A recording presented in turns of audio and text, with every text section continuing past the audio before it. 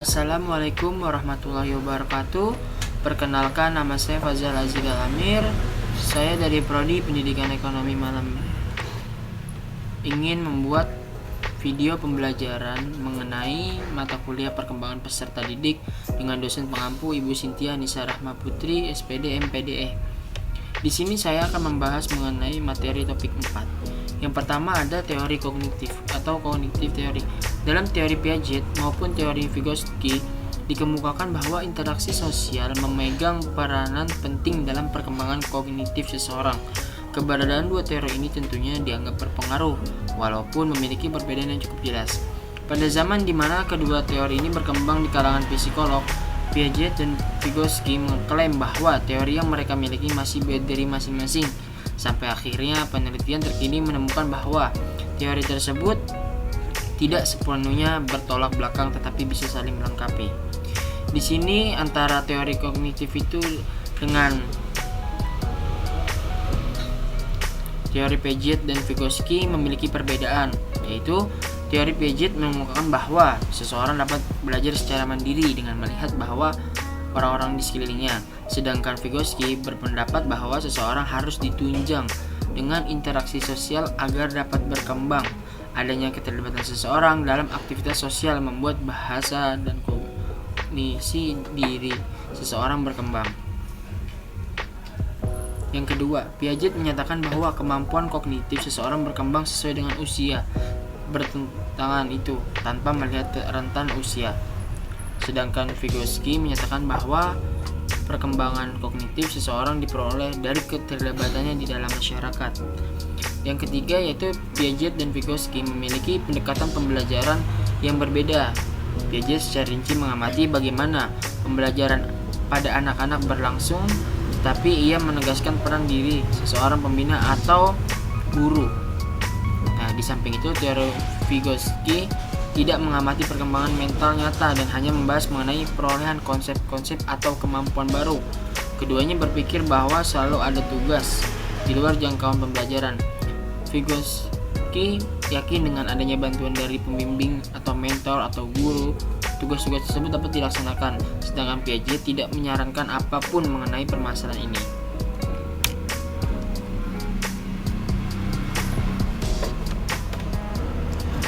Perannya dalam perkembangan terhadap manusia.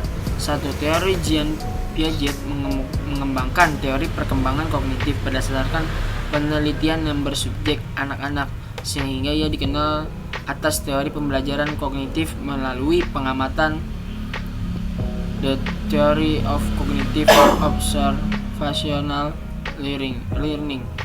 Menurutnya ada 4 tahap perkembangan kognitif yang dilalui setiap individu, diantaranya 1. Tahap sensori motor. Yang kedua ada tahap pra-operasional. Yang ketiga ada tahap operasional konkret. Yang keempat ada tahap operasional formal. Menurutnya teori ada 2 proses penting yang menjadi karakteristik dari setiap tahap perkembangan kognitif, yaitu 1. Asimilasi atau yang disebut dengan proses masuknya hal-hal yang baru dijumpai ke dalam ranah kognitif dan dicerna berdasarkan pengetahuan yang sudah ada. Yang kedua ada akomodasi, yaitu proses perubahan struktur kognitif karena adanya hal-hal yang baru muncul dalam kehidupan sehingga hal-hal tersebut bisa dianggap masuk akal. Nah, sedangkan peran perkembangan terhadap manusia melalui teori Vygotsky yaitu mempunyai teori perkembangan kognitif yang disebut teori sosiokultural. Nah, Vygotsky mempelajari perkembangan mental anak-anak yang mencakup bagaimana mereka bermain, belajar, berbicara. Tidak hanya itu juga, ia juga mempelajari hubungan antara pikiran dan bahasa. Teori ini memiliki 3 konsep penting yang berhubungan satu sama lain, yaitu konsep internalisasi atau menjelaskan tentang perkembangan kognitif seseorang anak. Seseorang anak mulai mempelajari konsep baru dengan meniru, lalu meniru dan memahami, barulah sampai pada internalisasi konsep. Tahap-tahap internalisasi meliputi 1. Ketidakmampuan untuk menyelesaikan tugas atau perintah secara mandiri. Yang kedua yaitu mampu menyelesaikan tugas atau perintah dengan bantuan verbal dan individu yang lebih berpengalaman. Yang ketiga yaitu mampu menyelesaikan tugas atau perintah dengan bantuan tindakan dari individu yang lebih berpengalaman. Yang keempat ada internalisasi selesai seseorang memiliki kemampuan menyelesaikan tugas atau perintah secara mandiri. Ethological theories. Teori ekologis ini dikemukakan oleh Uri Bronfenbrenner yaitu pada tahun 1917. Bronfenbrenner mengajukan suatu pandangan lingkungan yang kuat tentang perkembangan yang sedang menerima perhatian yang meningkat.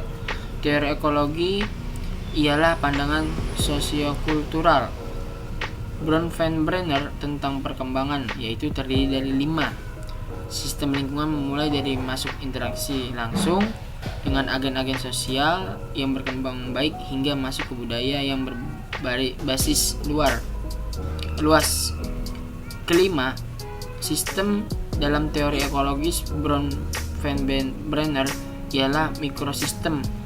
Yang kedua ada mesosistem, yang ketiga ada ekosistem, yang keempat ada makrosistem, dan yang terakhir itu adalah kronosistem.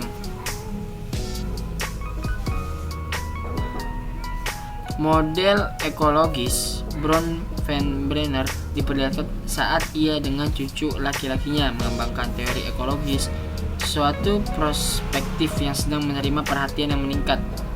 Teori menekankan pentingnya dimensi mikro dan makro lingkungan di mana anak-anak hidup. Contohnya tindakan penyelamatan dari anak ayam oleh induknya karena dapat merespon kapanpun jika anak-anaknya berada dalam bahaya. Kemampuan belajar yang dibangun sampai sistem saraf inilah yang memungkinkan organisme dapat belajar dari pengalaman. Etologis juga mempelajari perilaku yang dipelajari learned behavior yang ditunjukkan untuk adaptasi. Ethological theory yang dikemukakan oleh teori Bowlby ini dipengaruhi oleh teori evolusi dalam observasinya pada perilaku hewan. Menurut teori etologi, tingkah laku lekat pada anak manusia diprogram secara evolusioner dan instintif. Sebetulnya, tingkah laku lekat tidak hanya ditunjukkan pada anak-anak, namun juga pada ibu-ibu, dewasa, dan maupun tua dan muda. Ibu dan anak secara biologis dipersiapkan untuk saling merespon perilaku. Bowlby percaya bahwa perilaku dipersiapkan untuk saling merespon awalnya sudah diprogram secara biologis. Reaksi bayi berupa tangisan, senyuman, isapan akan mendatangkan reaksi ibu dan perlindungan atas kebutuhan bayi. Proses ini akan meningkatkan hubungan antara ibu dengan si anak.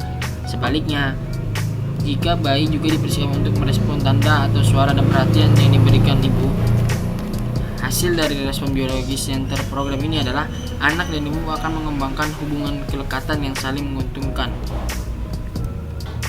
Terima kasih. Cukup sekian presentasi dari saya. Wabillahi taufiq wal hidayah. Wassalamualaikum warahmatullahi wabarakatuh.